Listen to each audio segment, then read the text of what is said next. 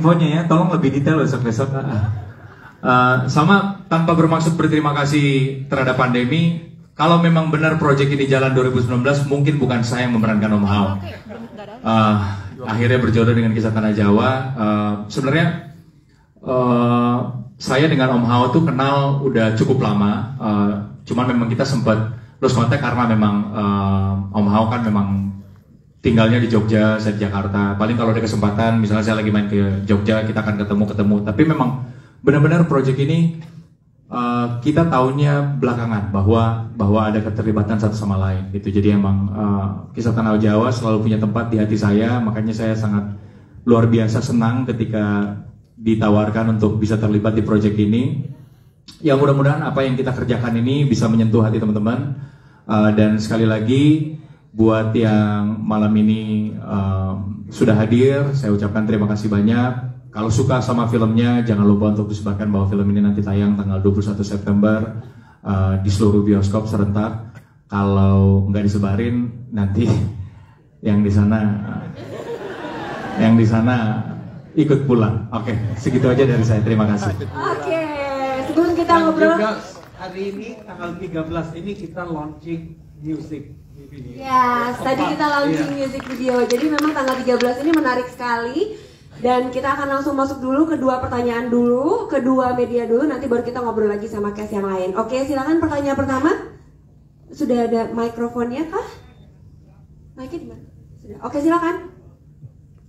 Terima kasih, saya Bayu dari Kompas. Dan kesan saya yang paling menonjol dari film ini adalah sepertinya pemain-pemainnya ini mengalami melewati banyak pengorbanan ya. Ada yang hujan-hujanan. Salah saya pak. Ada yang pakai string.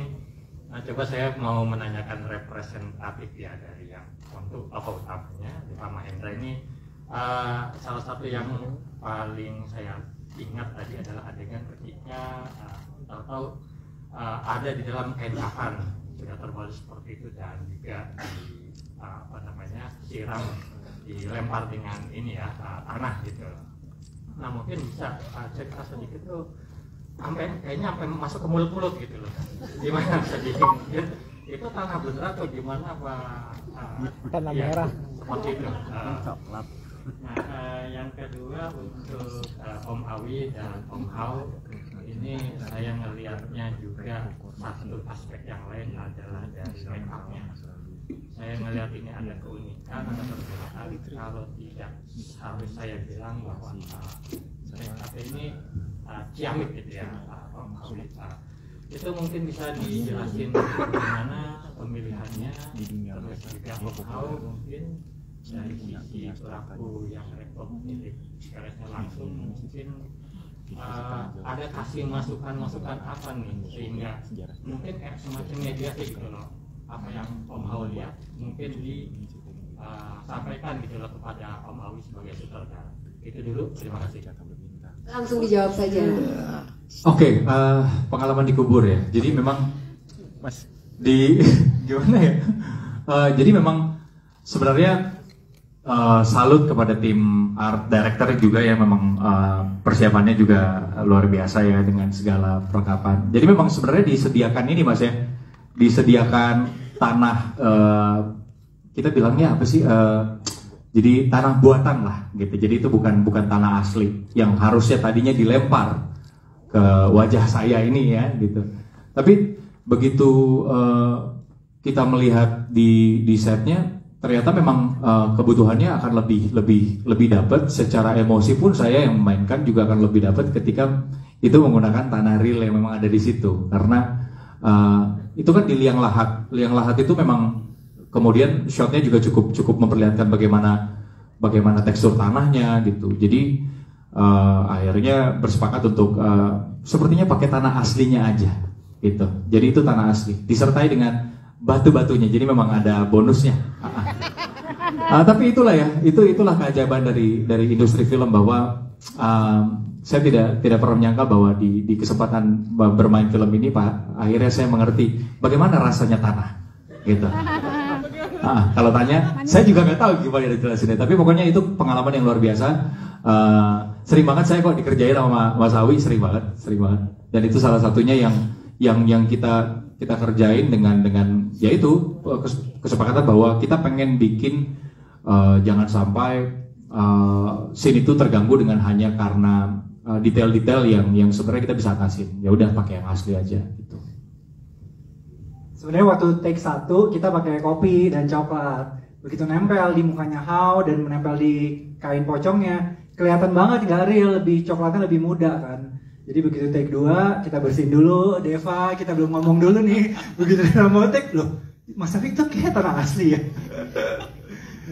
Begitupun masalah stuntman sebenarnya. Jadi adegan-adegan sulit, yang sling lah segala juga memang dari pihak departemen casting sudah request stuntman dan kita ada standby stuntman di lokasi. Cuma kayaknya Iwake sama Deva sempat bingung. Ini kayak stuntman gabut nih, nggak pernah dipakai gitu kan.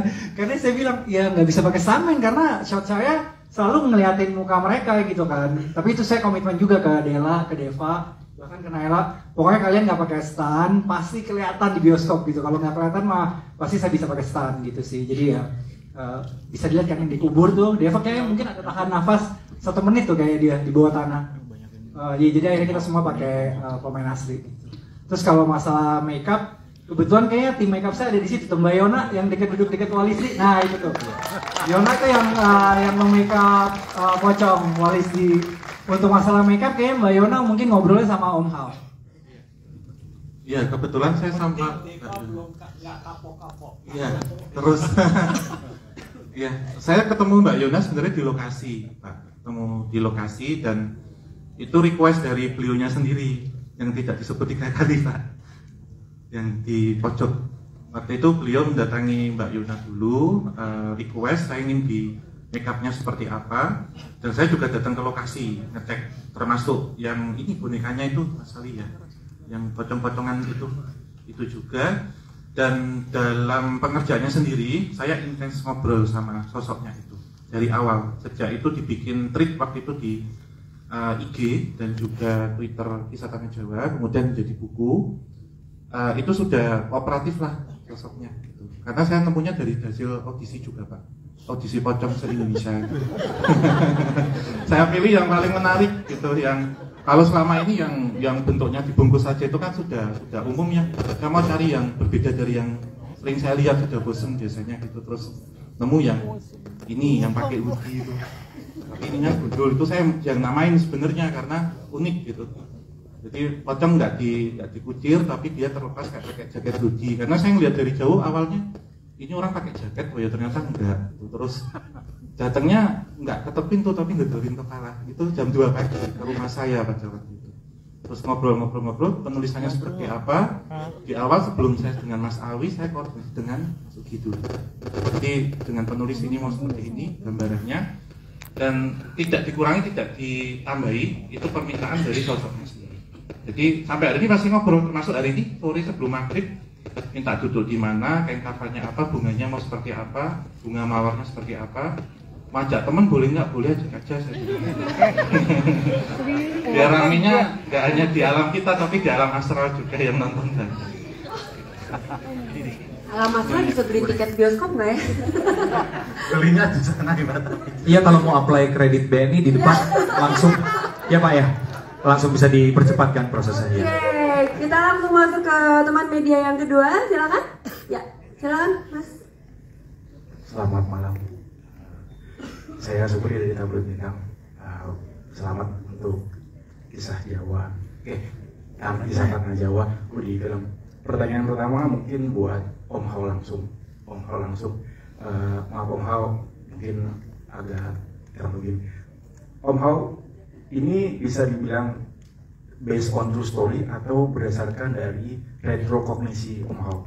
Apakah Om Hao benar pernah mengalami berhadapan langsung dengan pocong gundul?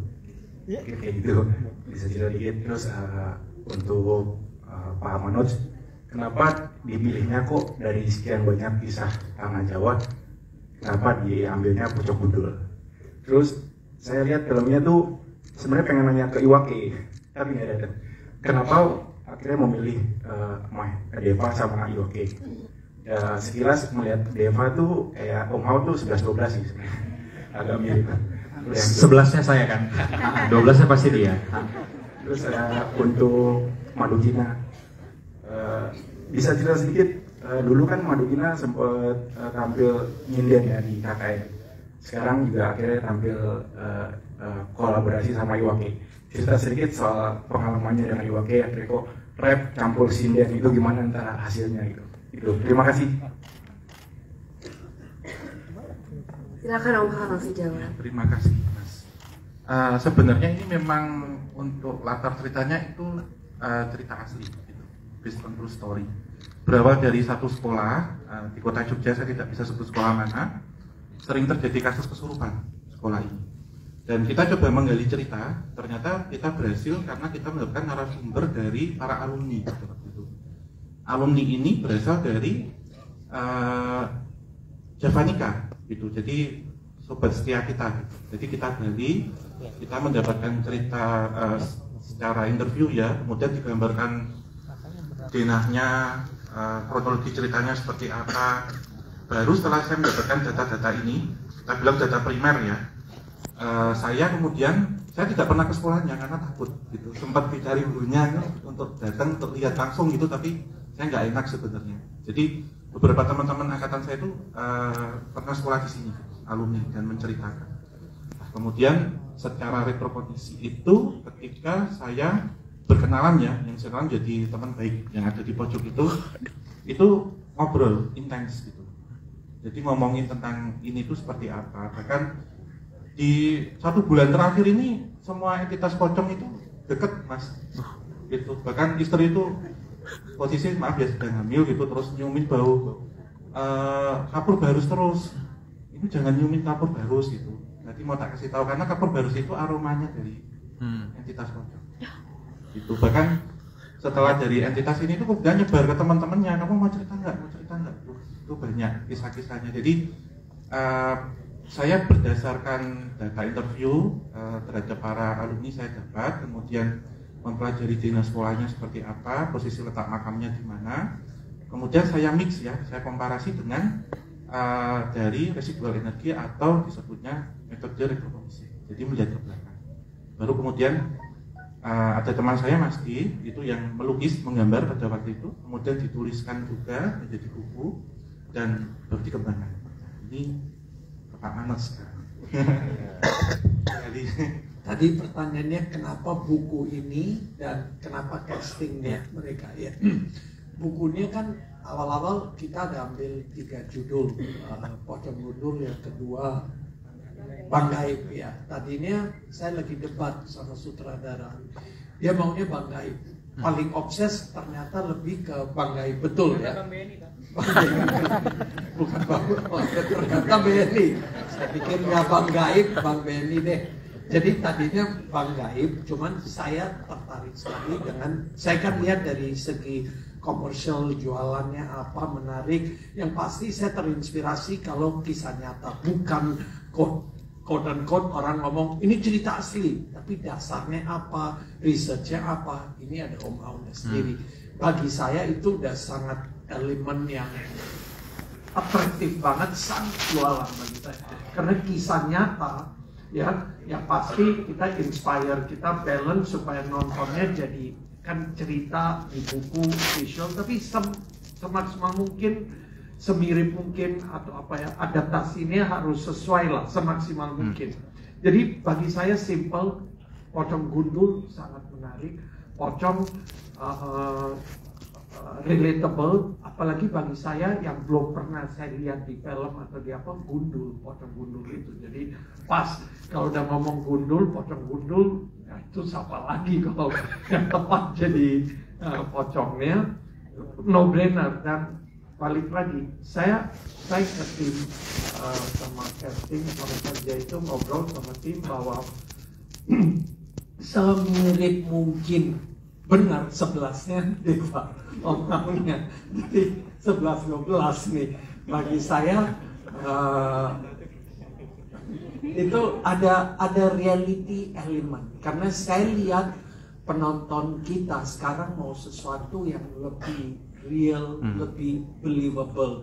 Jadi bukan larger than life, maunya sesuatu yang itu gue tuh kok bisa relate. Jadi lihat Om Hao nih ya, lihat ininya kan, Om Hao di YouTube-nya udah 2,8 juta subscribers dan tiap minggu, jadi itu udah ada fan base yang solid.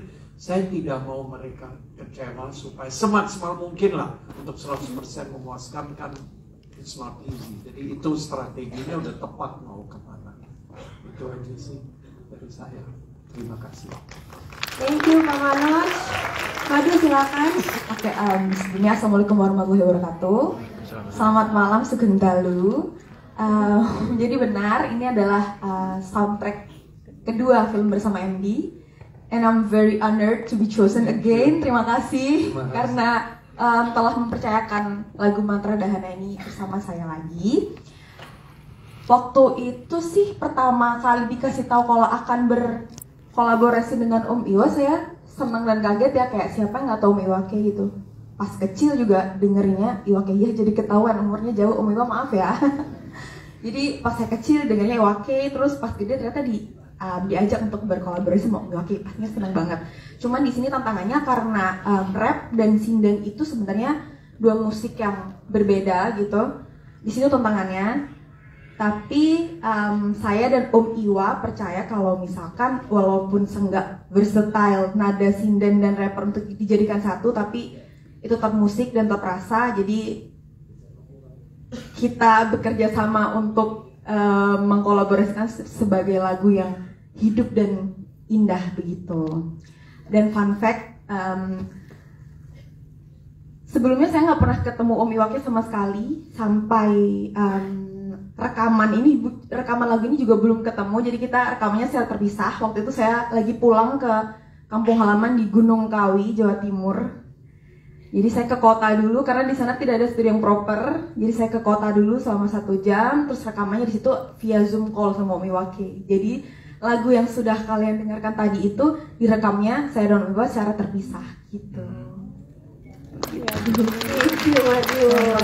Oke, kita juga mau mendengar ini. Kita mau minta Della, hai, terus yuk Della Dartian, berikan tepuk tangan dong, yuk. Silakan Rida. Halo, selamat malam teman-teman semuanya.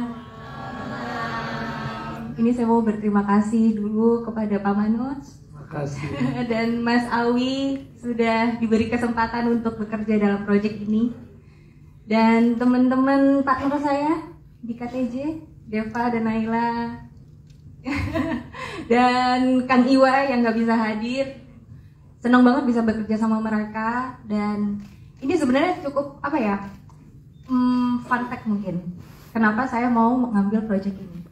Jadi saya itu lahir dan kecil di Jogja, dan saya sudah mendengar kisah ini waktu masih kecil. Ini kayak merupakan apa ya, urban legend lah gitu di Jogja.